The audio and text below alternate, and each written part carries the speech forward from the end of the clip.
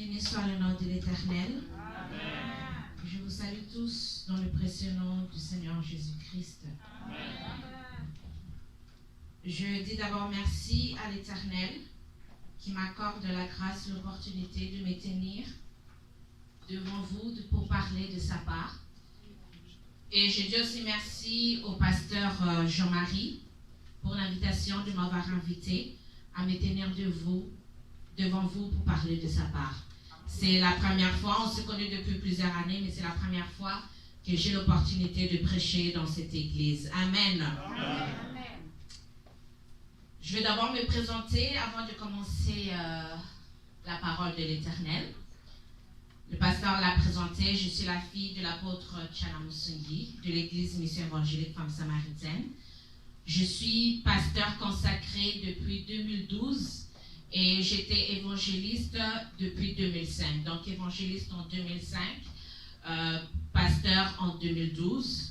Je chante pour l'Éternel depuis que je suis enfant, depuis que je suis très jeune, que je sers l'Éternel. Comme le pasteur l'a dit, il y a plusieurs ministères, il y a plusieurs départements dans l'église. Donc moi, je chantais déjà la gloire de l'Éternel depuis mon bas âge. J'ai aussi un ministère pour les enfants de pasteurs qui est intitulé Famille élue, source de bénédiction. Donc c'est pour enseigner, encourager les enfants de pasteurs à demeurer fidèles dans la parole, dans l'alliance que l'Éternel a fait avec eux. Ce ministère, je l'ai commencé depuis 2007. Aussi, Dieu m'a accordé la grâce de pouvoir écrire 4 livres que j'ai déjà publiés, 4 livres par la gloire de l'Éternel. J'ai monté aussi des pièces de théâtre dans l'église lors des conférences qui se faisaient. Je faisais aussi des pièces de théâtre. Je suis mariée par la grâce de l'Éternel et j'ai un beau petit bébé que l'Éternel m'a donné. Pour ceux qui étaient là la dernière fois du témoignage, donc vous savez que on a attendu plusieurs années avant que l'Éternel puisse nous donner ce beau merveilleux bébé. Et Dieu m'a aussi accordé la grâce de pouvoir composer un chant. Amen. Amen. J'aimerais chanter un chant pour louer l'Éternel avant de commencer la prédication. Si vous la chantez, si vous la connaissez, Église, vous pouvez la chanter avec moi, qu'on adore ensemble l'Éternel. Mon âme bénit le Seigneur et mon esprit magnifie son nom.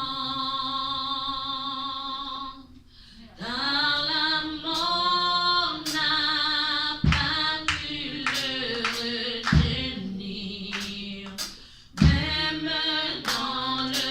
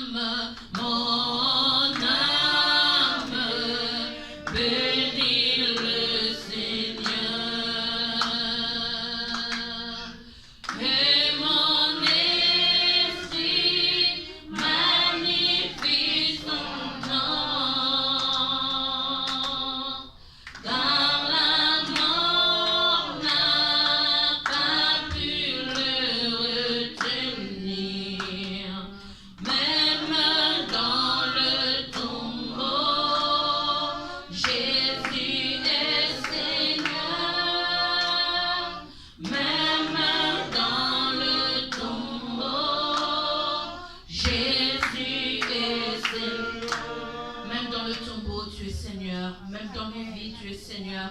Même en ce lieu, tu es Seigneur. Éternel des armées, ta Seigneurie n'a ni commencement ni fin, éternel des armées. Père éternel, en ce moment, je me remets entre tes saintes mains. Père éternel, que je m'abaisse, que tu te lèves, que je me taise et que toi seul tu parles.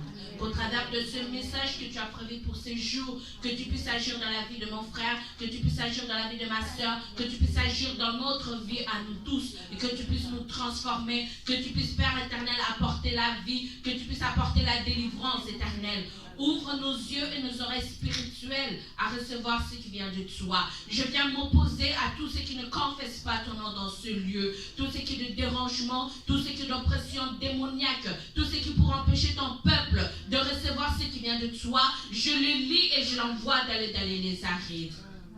Éternel des armées, parle, touche, transforme et que je puisse être un instrument entre tes saintes mains. Couvre-moi par ton sang au nom de Jésus. Amen. Amen.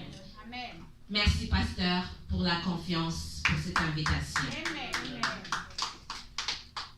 Le pasteur m'a dit de parler sur servir Dieu, peu importe les circonstances. De l'enseignement, gérer nos vies selon le plan de Dieu.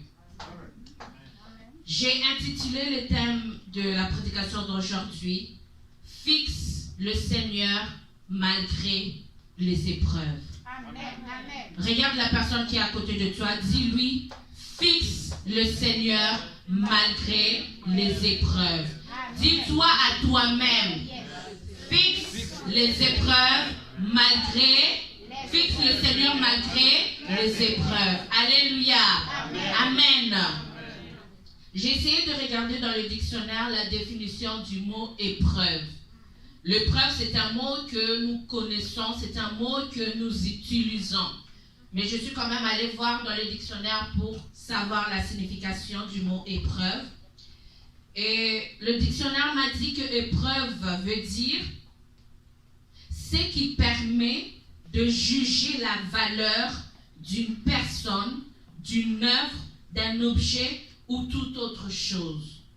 L'épreuve, c'est ce qui permet de juger la valeur d'une chose. Nous devons comprendre que les épreuves fait partie de la normalité d'un chrétien. Sans cela, tu ne peux pas être différent d'un païen. Sans les épreuves, les chrétiens et les païens seront tous identiques. Les épreuves doivent être quelque chose que nous devons accepter. C'est quelque chose que nous devons nous y attendre. C'est quelque chose par lequel aussi nous devons traverser. Le traverser afin de pouvoir prouver aux hommes, de pouvoir prouver à Dieu, de pouvoir prouver au diable qui nous sommes réellement. Quelle est notre identité? Alléluia. Amen. Lorsque nous regardons dans la parole de l'Éternel, dès le livre de Genèse, après que Dieu eut créé toutes choses visibles, invisibles, la Bible nous dit que lorsqu'il a mis l'homme et la femme, la première chose qui est arrivée à Adam et Ève, c'était une épreuve. Dès le commencement déjà, dès l'origine, l'épreuve était déjà là. Le chrétien d'aujourd'hui s'attend que tout puisse lui être acquis avec facilité. Le chrétien d'aujourd'hui s'attend à ce que tout puisse lui être facile. Lorsque je regarde par exemple mon fils, lorsque tu prends une photo, l'enfant sait déjà qu'il faut tourner l'appareil pour qu'il puisse déjà voir l'image. Tandis que nous, qui sommes nés déjà depuis un certain temps, nous connaissons les anciens appareils où lorsque tu prenais une photo, tu devais attendre que la pellicule puisse finir. Tu devais la mener pour qu'on puisse le développer et après ça, tu pouvais voir l'image. Mais tandis que maintenant, tout est rapide. Il n'y a plus la patience.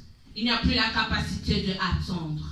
Et malheureusement, les chrétiens d'aujourd'hui sont aussi en train de tomber dans ces mêmes pièges.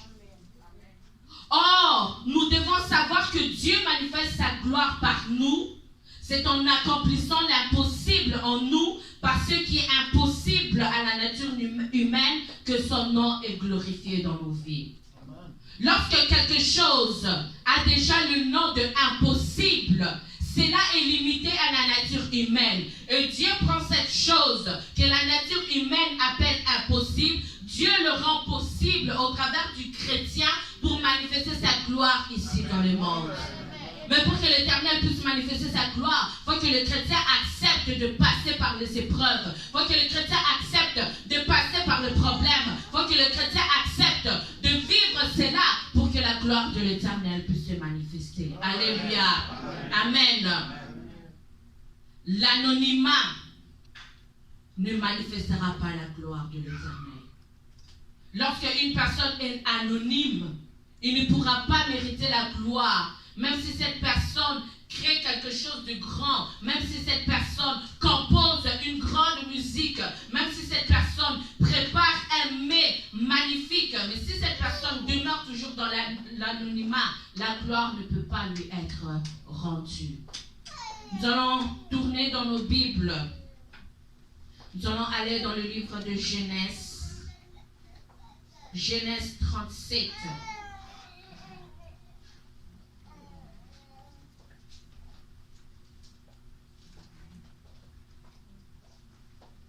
Genèse 37, du 3e verset au 5e verset.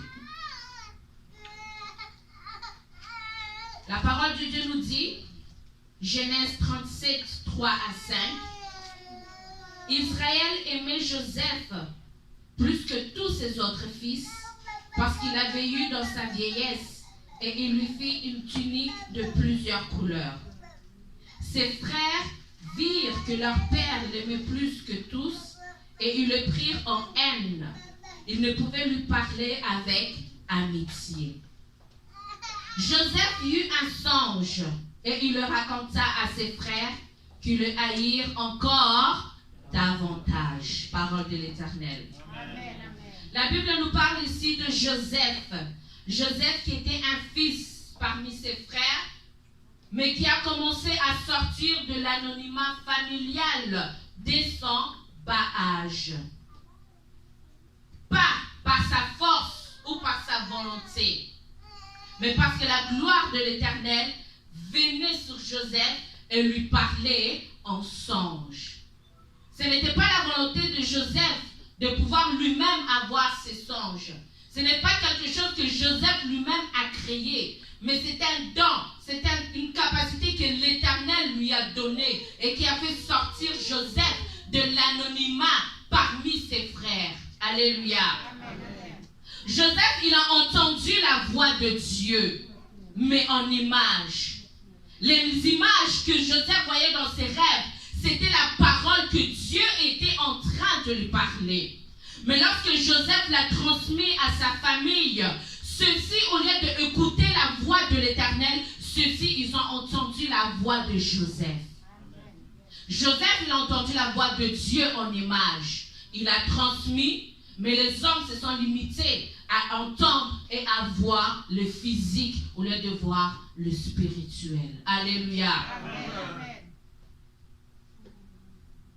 Lorsqu'on regarde dans la parole de Dieu, l'histoire de Jésus et de Pierre, Jésus a demandé aux disciples, « Qui dit-on que je suis ?»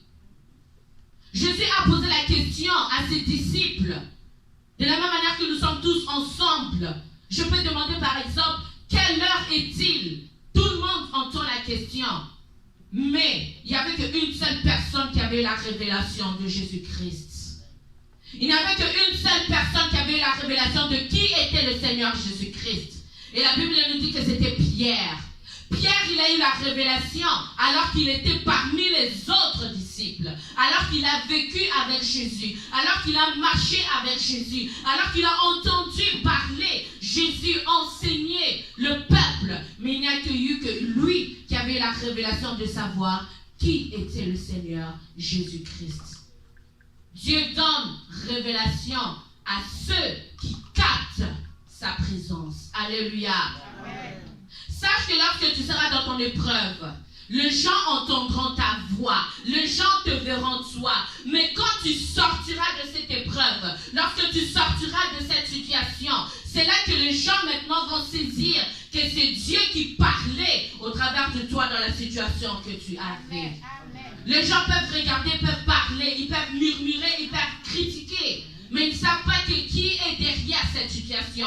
Ils ne savent pas que c'est le Seigneur qui est en contrôle. Ils ne savent pas que c'est le Seigneur qui est en train de diriger tes pas. Laisse les hommes parler. Laisse les gens critiquer. Les gens vont toujours parler. Mais toi, demeure dans la volonté de l'Éternel. Peu importe ce que tu vis, peu importe les épreuves que tu es en train de passer, demeure attaché à l'Éternel. Et tu verras ce que le Seigneur va faire dans ta vie. Alléluia. Joseph n'est pas allé en prison pour souffrir, mais Joseph il est allé en prison pour rencontrer les chansons. Joseph n'est pas allé en prison en tant que son lieu final, mais la prison était le lieu de rendez-vous de Joseph.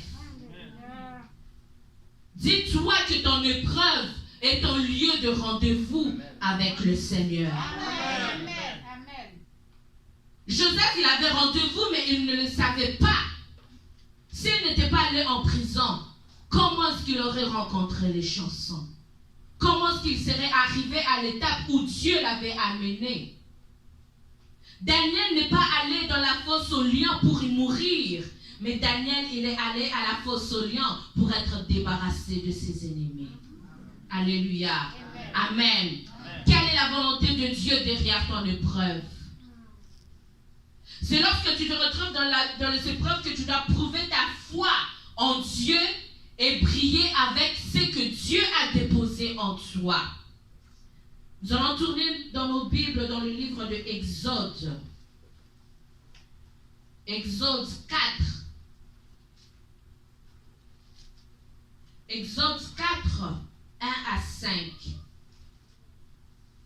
La parole de Dieu nous dit, vous y êtes? La parole de Dieu nous dit dans Exode 4, Moïse répondit et dit, voici, ils ne me croiront point et ils n'écouteront point ma voix, mais ils diront, l'Éternel n'était point apparu. L'Éternel lui dit, qu'y a-t-il dans ta main? Il répondit, une verge. L'Éternel te demande à toi aujourd'hui, qu'y a-t-il dans ta main? L'Éternel dit, jette-la par terre. Il la jeta par terre et elle devint un serpent. Moïse fouillait devant lui. L'Éternel dit à Moïse, étends ta main et saisis-le par la queue. Il étendit la main et le saisit. Et le serpent redevint une verge dans sa main. Verset 5. C'est là, dit l'Éternel, ce que tu feras afin qu'ils croient que l'Éternel, le Dieu de leur père, t'est apparu, le Dieu d'Abraham, le Dieu d'Isaac et le Dieu de Jacob. Parole de l'Éternel. Face aux épreuves, on peut oublier ce qui est déjà à notre disposition. Ici, Moïse, il était en train de parler avec l'Éternel. C'est vrai que face aux épreuves, face aux situations, on peut être troublé. On peut se poser des questions. C'est vrai, en tant qu'humain, c'est tout à fait normal. La Bible nous parle de Moïse où Dieu lui a demandé, qu'as-tu dans ta main? Durant tout ce temps, Moïse, il avait complètement oublié qu'il avait le bâton dans sa main. Moïse, il avait oublié qu'il tenait quelque chose dans sa main. Il a fallu que l'Éternel puisse lui rappeler, qu'as-tu dans ta main? Qu'est-ce que tu tiens dans ta main? La force, le pouvoir, l'autorité, la domination étaient là. Mais Moïse, par un petit moment, il avait oublié. Voilà pourquoi nous devons fixer l'Éternel. pour ne pas oublier ce qu'il a déposé dans nos mains. Le serpent. Lorsqu'on regarde un cobra, ici la parole de Dieu nous dit, verset 4, l'Éternel dit à Moïse, étends ta main et saisis-le par la queue. La queue d'un serpent. Qu'est-ce que représente la queue d'un serpent? Lorsqu'on regarde un cobra, le cobra, lorsqu'il veut maintenant attaquer, lorsqu'il veut faire peur, lorsqu'il veut te terroriser, qu'est-ce que fait le cobra? Il va se tenir. Il va se tenir sur quoi? Sur sa queue. La queue, c'est sa force pour qu'il puisse se tenir afin de te terroriser à toi. Mais l'Éternel lui dit, prends cette force-là, car c'est une force que moi, l'Éternel, je te donne, afin de pouvoir aller au-devant de Pharaon, pour lui montrer que moi, je suis Dieu. Alléluia. Amen. Lorsque le soleil est là, lorsque nous regardons, nous levons nos yeux pour regarder le soleil, on peut voir que les étoiles ne sont pas là. Durant la journée, nous ne voyons pas les étoiles. On peut dire que les étoiles sont inutiles. On peut dire que les étoiles ne servent absolument à rien parce que le soleil est là. Or, les étoiles sont toujours utiles, mais seulement durant la journée, elles ne peuvent pas manifester leur gloire. C'est la nuit que nous voyons l'utilité des étoiles briller. Lorsqu'on prend blanc avec blanc, on ne verra pas de différence. Mais lorsqu'on prend blanc avec noir, c'est là que nous voyons la différence. Ne reste pas dans l'anonymat. Ne reste pas dans la distraction. Ne reste pas dans les questionnements. Ne reste pas dans ce problème, dans cette épreuve, dans cette situation que tu es en train de vivre.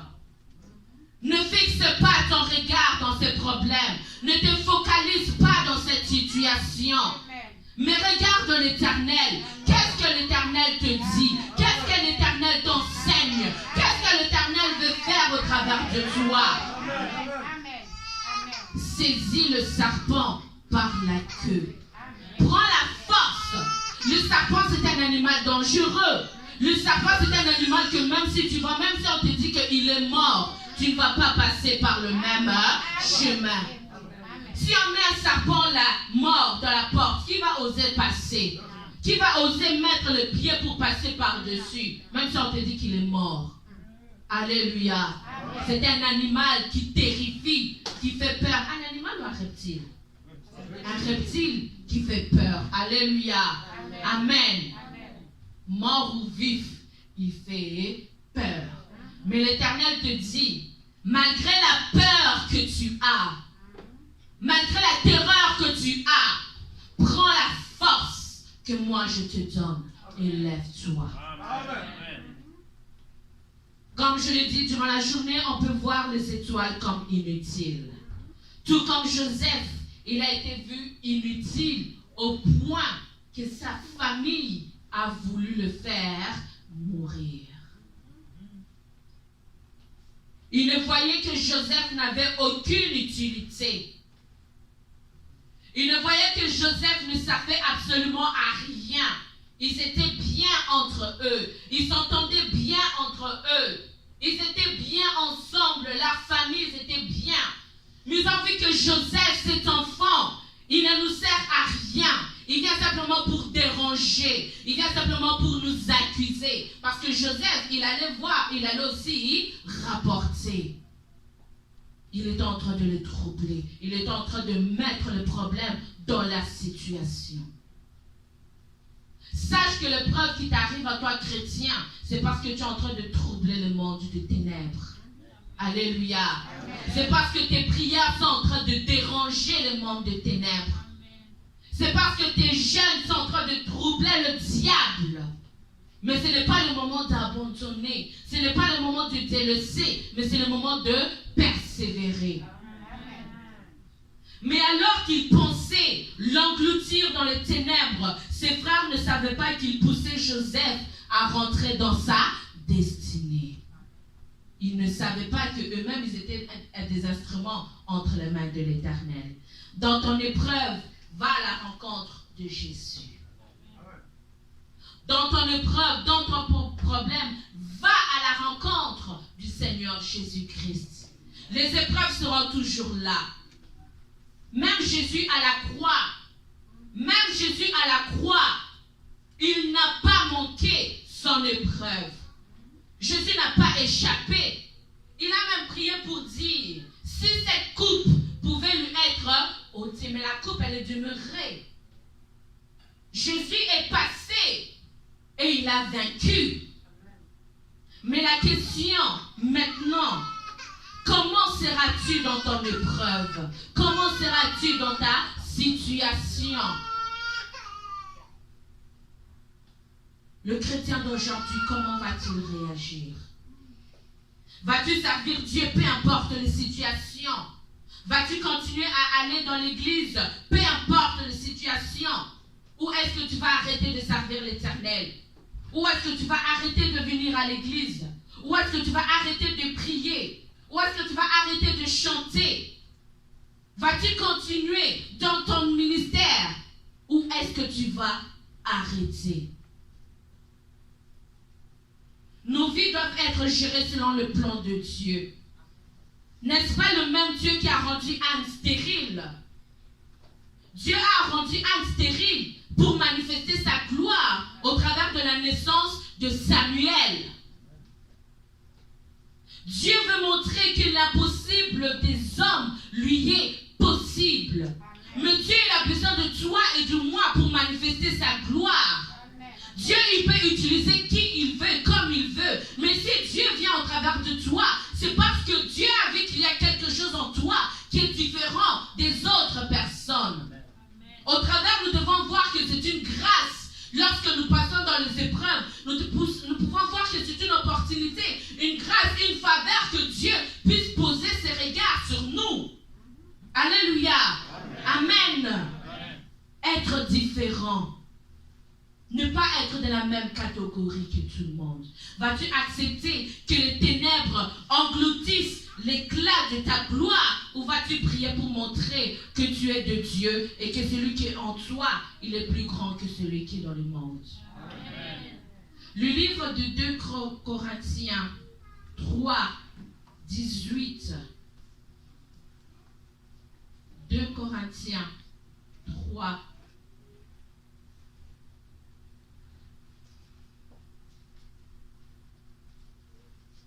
la Bible nous dit, nous tous qui, le visage découvert, contemplant comme dans un miroir la gloire du Seigneur, nous sommes transformés en la même image, de gloire en gloire, comme par le Seigneur l'Esprit.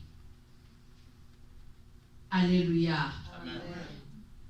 Le visage découvert, contemplant, comme dans un miroir, la gloire du Seigneur, et nous sommes transformés en la même image de gloire en gloire. La Bible nous dit le visage découvert. Ne laissons pas les épreuves nous couvrir le visage. Ne laissons pas les situations nous couvrir le visage. Mais que nos visages puissent être découverts, que la gloire de l'Éternel puisse se manifester, puisse se refléter dans nos visages. Alléluia. Amen. Les ténèbres ne peuvent pas couvrir les étoiles. Malgré la force des ténèbres, malgré le fait que tu peux enlever toutes les lumières qui existent dans le monde, peu importe les ténèbres qui vont être là, les étoiles vont toujours briller. Amen. Alléluia. Amen. Fais la différence. Démarque-toi dans ton épreuve. Démarque-toi dans ta situation. Ne te distrais pas. Le jour ne diminue pas la force des étoiles. Le jour ne diminue pas la force des étoiles, mais il le camoufle. Et c'est la nuit que les étoiles démontrent leur force. Alléluia. Amen. Amen. Que nous a appris le COVID-19? Que nous a appris les événements de l'année 2020? Qu'est-ce que ça nous a appris en tant que chrétiens? La vie ne nous appartient pas. Beaucoup sont morts. Beaucoup n'ont pas imaginé, n'ont pas désiré, n'ont pas souhaité avoir cette maladie, en mourir. Mais ils sont morts. Mais toi et moi, nous sommes arrivés jusqu'à ces jours. Durant cette même semaine, le 11 septembre, c'était l'anniversaire, la commémoration de ce qui s'était passé il y a de cela plusieurs années. Alléluia. Amen. Qu'est-ce que l'Éternel est en train de nous parler à nous, les chrétiens? Qu'est-ce que le Seigneur est en train de nous enseigner? Ceux que nous lisons dans la Bible, ils étaient des humains comme vous et moi. Joseph, il a été vendu. Joseph, il est allé en prison. Daniel, il est allé dans la fosse aux lions. Anne, elle a été stérile. Job, il a tout perdu. Ses enfants sont morts. Il y a eu plein de situations, plein d'hommes et de femmes dans la Bible. Mais ils étaient comme vous et moi. Ils étaient des humains comme vous et moi. Ils n'avaient pas des capacités surnaturelles. Ils n'avaient pas des situations, des forces ou une intelligence ou je ne sais pas quoi, surnaturelles. Mais ils étaient comme vous et moi. Mais ils sont passés par des épreuves. Ils sont passés par des situations. Mais ils y sont sortis parce qu'ils ont demeuré fermes dans l'Éternel et qu'ils ont continué à fixer le Seigneur. Alléluia. Amen. Souvent nous faisons des vœux. Éternel, donne-moi ce travail. Si tu me donnes ce travail, je vais continuer à aller à l'église, je vais mettre ma dîme tous les dimanches, je vais faire ci, je vais faire ça. C'est facile de faire des vœux, mais maintenant les accomplir. L'Éternel va bénir. L'Éternel va te donner ce que tu demandes. Il va te donner le travail. Mais maintenant, toi, est-ce que tu vas tenir ta promesse? Est-ce que tu vas tenir ton vœu ou est-ce que tu vas abandonner? Alléluia. Amen. Amen. Il ne suffit pas simplement d'avoir la foi, mais il faut aussi savoir comment attendre dans cette foi. Tu as la foi, oui. La Bible nous dit que sans la foi, on ne peut pas plaire à Dieu. Mais comment attends-tu? Quelle est la position que tu as dans ton attente, dans la foi? Pendant 5 ans, il n'y avait pas d'enfant dans mon mariage. Pendant 5 ans, il n'y avait rien. Mon mariage à moi était stérile. Mais j'ai continué à servir l'Éternel. J'ai continué à chanter à l'église. J'ai continué à prêcher. J'ai continué à prier. Pourquoi? Parce que ma relation personnelle avec l'Éternel n'était pas basée sur le fait d'avoir un enfant. Ton épreuve n'est pas quelque chose qui doit être basé sur ta relation avec l'Éternel. Ta relation avec l'Éternel doit être basée sur le Seigneur Jésus-Christ. Afin que peu importe ce qui va arriver, afin que peu importe les vents, afin que peu importe les tempêtes, afin que peu importe le problème, que tu puisses demeurer basé dans le Seigneur Jésus-Christ. Amen. Sur quoi est basée ta relation avec le Seigneur? Sur le vœu que tu as fait? Donne-moi un travail. Tu viens à l'église, tu sers parce que tu attends quelque chose. Ou bien tu viens servir l'Éternel parce que tu viens servir ton Dieu et que tu as une relation avec Jésus. Si aujourd'hui tu n'as plus de travail, si aujourd'hui tu n'as plus de maison, si aujourd'hui tu perds tout, vas-tu le dimanche prochain venir à l'église? Ou est-ce que tu vas dire que ces dieux-là, ils n'existent pas? Vas-tu continuer à venir ou vas-tu abandonner? Si le pasteur n'est pas là, vas-tu venir prier l'Éternel ou est-ce que tu pries l'Éternel à cause du pasteur Jean-Marie? Toi-même, tu dois avoir une relation avec le Seigneur. Ils ont détruit la tunique de plusieurs couleurs, pensant le détruire en même temps. Ils ils ont détruit la tunique de plusieurs couleurs, pensant tuer Joseph en même temps. Car cette tunique était ce qui faisait la différence entre Joseph et ses frères. Mais il y a une chose qu'ils ne savaient pas. Le diable, même s'il parle, il n'a pas le dernier mot dans ta vie. Amen. Eux, ils ont détruit la tunique. C'était quelque chose de glorieux que Joseph portait. Que Joseph, lorsqu'il mettait, tout le monde le voyait déjà de loin. Il savait déjà que ça, c'est Joseph. Personne d'autre ne pouvait porter cette tunique. Aucun de ses autres frères ne pouvait porter cette tunique. Ce n'était simplement que pour Joseph. Et lorsqu'ils ont déchiré, qu'ils ont mis le sang, qu'ils ont envoyé à leur père, ils ont dit que ton fils est mort. Ils pensaient qu'ils avaient détruit, qu'ils avaient tué Joseph. Alléluia. Amen. Or, cela était quelque chose de charnel. C'était quelque chose de visible. C'était quelque chose de touchable. Or, avec le Seigneur, tout est dans le spirituel. Alléluia. Ils ont pris une tunique qu'ils pouvaient toucher. Ils ont pris une tunique qui était fabriquée par la main de l'homme. Ils ont pris une tunique qui était visible à l'œil nu.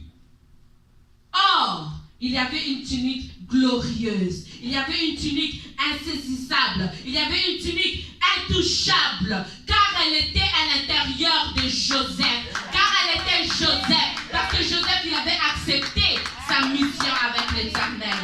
Peu importe que le diable vienne te toucher, il ne va pas toucher ce qui est à l'intérieur de toi. Alléluia.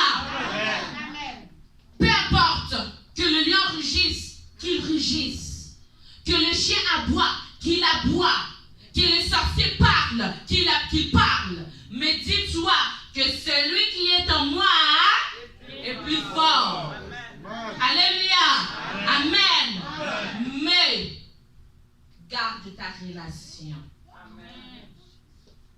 Garde. Même en prison, même trahi par ses frères, même humilié par une femme, Joseph n'a pas abandonné l'Éternel. Rien n'a pu le détourner de l'amour qu'il avait pour le Seigneur. Ceux qui sont morts du Covid sont partis. Ils ont laissé leurs biens. Ils ont laissé leur maison. Ils ont laissé leur voiture. Ils ont laissé leurs habits. Ils ont tout laissé. Or, toi qui es en vie, tu es en train de chercher des maisons, des voitures, des habits, tout ça. Ceux qui sont morts, ils les ont laissés. Les habits, ça peut tuer une personne. Les habits, ça peut tuer une personne. Tu te sacrifies. Tu te sacrifies dans le travail. Tu dépenses tout ton argent au point de ne même pas manger, rien que pour t'acheter des habits de marque, pour te montrer devant tout le monde. Mais ces mêmes habits-là, un jour ou l'autre, ça peut te détruire. Alléluia. Amen. Jésus n'avait pas de maison. Jésus n'avait pas de voiture. Jésus n'avait pas d'habits de marque. Mais ce que Jésus-Christ, il avait, il a accompli à la croix de Golgotha. Alléluia. Amen. Le temps va encore devenir difficile. Jésus-Christ lui-même l'a dit que vous serez haïs. Mais il a aussi le même Dieu qui dit, ne vous inquiétez de rien. Il nous donne même l'exemple pour dire, regardez les oiseaux. Il nous parle pour dire que oui, les épreuves peuvent être là, mais ne vous inquiétez de rien. Décharge-toi de tes fardeaux. Décharge-toi de tous tes problèmes. Décharge-toi. Laisse-les à la croix. Et toi, va. Fais ton travail. Laisse le Seigneur s'occuper de tes problèmes. Alléluia. Amen. Est-ce que je parle à quelqu'un ici? Est-ce que je parle à quelqu'un ici? Alléluia. Ne prends pas ce problème à cœur. Ne prends pas cela pour dire, mais Seigneur, oui, tu as prié une fois, maintenant pars. La Bible nous parle de l'Éternel et qu'elle a pleuré devant l'Éternel, qu'elle lui a remis son fardeau, qu'elle a fait une alliance avec l'Éternel. La Bible nous dit que qu'est-ce qu'Anne a fait lorsqu'elle est partie? Est-ce qu'elle a continué à pleurer? Est-ce qu'elle a encore gardé souci de cela dans sa tête? La Bible nous dit que son visage n'était plus le même. Alléluia. Décharge-toi. Décharge-toi. Laisse le Seigneur s'occuper de tous tes problèmes. Et toi, va vaquer à l'alliance, au ministère que Dieu t'a donné. Qu'est-ce que l'Éternel t'a dit de faire? Chanter, chante. Jouer des instruments, joue. Modérer, intercéder, diriger l'équipe des mamans, diriger l'équipe des jeunes, peu importe ce que l'Éternel t'a dit de faire, même nettoyer la toilette, fais-le. Alléluia. C'est le travail que j'ai fait. J'ai nettoyé la toilette. J'ai nettoyé la toilette de l'église. Beaucoup vont dire que c'est quelque chose de sale, c'est quelque chose de répugnant. Non, moi je veux une position élevée. Alléluia. Mais on commence toujours bas pour que l'Éternel puisse élever. Alléluia. Le travail, la santé, la richesse, c'est une grâce venant de Dieu. Mais la vie que tu as, la vie que j'ai, la vie que nous avons, c'est une faveur. Aujourd'hui, nous sommes le 13 septembre. Beaucoup ont commencé le 1er janvier. Mais combien sont arrivés jusqu'au 13 septembre? Et combien vont arriver jusqu'au 14? Et combien vont arriver jusqu'au 31 décembre? Et combien vont arriver jusqu'au 1er janvier 2021? Alléluia. Amen. La vie que nous avons, c'est une faveur que l'Éternel nous accorde. Pas pour vaquer à nos obligations, mais pour parler de lui. Amen. Si tu es vivant jusqu'à ce jour, parle de l'Éternel. Témoigne ses merveilles. Ceux qui sont morts du Covid, lorsqu'ils partent, lorsqu'on les prend et qu'ils vont là-bas, ils vont tout seuls. Le pasteur ne va pas aller là-bas pour le prêcher. Sa femme, son mari ne va pas aller là-bas pour lui dire « Écoute mon époux, écoute ma femme, réponds-toi avant de mourir » ou quelque chose que le Seigneur puisse agir. Personne ne va aller. Seul tu seras. Alléluia. Ces gens-là qui sont morts, ils sont morts seuls. Même leurs enfants ne sont pas allés les voir. Même leurs parents ne sont pas allés les voir. Les amis ne sont pas allés les voir. Ils étaient tout seuls. Alléluia. Nous allons vers l'enlèvement de l'Église. On parle de ça déjà depuis des années. Jésus revient, Jésus revient, Jésus revient. Mais là, nous voyons l'enlèvement de l'Église. Et bientôt, ça sera la marque de la bête. Maintenant, toi, aujourd'hui, chrétien, tu as perdu un travail, tu as perdu ta maison, tu as perdu quelque chose, tu te retrouves dans le problème, tu pleures, tu commences même à abandonner, à dénigrer de venir à l'église. Mais si tu rates l'enlèvement, si tu rates la situation que tu vis aujourd'hui, ça sera comme comparé à un enfant qui est dans le ventre de sa mère. Parce que ce qui va arriver dans ce temps-là, lorsque l'église va être enlevée, ça sera pire. Prions le Seigneur que nous puissions faire partie de l'enlèvement. Moi, je prie le Seigneur. Pasteur, moi, je prie que je fasse partie de l'enlèvement. Que je sois parmi ceux qui vont être enlevés. Alléluia. Amen. Mais pour être enlevé, garde ta relation. Amen. Fixe le Seigneur, peu importe les épreuves. Fixe le Seigneur, peu importe les situations. Tu n'es pas venu à l'église à cause de ton frère, à cause de ta soeur, mais tu es venu à l'église parce que le Seigneur veut que tu puisses être à l'église. Amen. Tu es là aujourd'hui parce que Dieu a dit que tu devais être là. Mais continue à venir à l'église, continue à prier, continue à servir l'Éternel. Car demain ne nous appartient pas. Nous ne savons pas qu'est-ce qui peut arriver demain. Nous ne savons pas qu'est-ce qui peut arriver dans une semaine. Nous ne savons pas qu'est-ce qui peut arriver dans quelques temps. Garde ta relation. Si l'enlèvement est demain et que ce soir, tu dis que non, moi c'est fini, j'ai trop attendu, le Seigneur ne m'a pas donné de mari, le Seigneur ne m'a pas donné d'enfant, l'Éternel ne m'a pas donné de maison, moi je ne veux pas une petite maison, moi je veux un grand villa, l'Éternel m'a donné ça, alors que moi j'avais fait un vœu à l'Éternel. Si tu restes dans ce genre de situation et que l'enlèvement c'est demain, pose-toi la question, y seras-tu ou pas? Garde ta relation en permanence. Garde ta relation en permanence.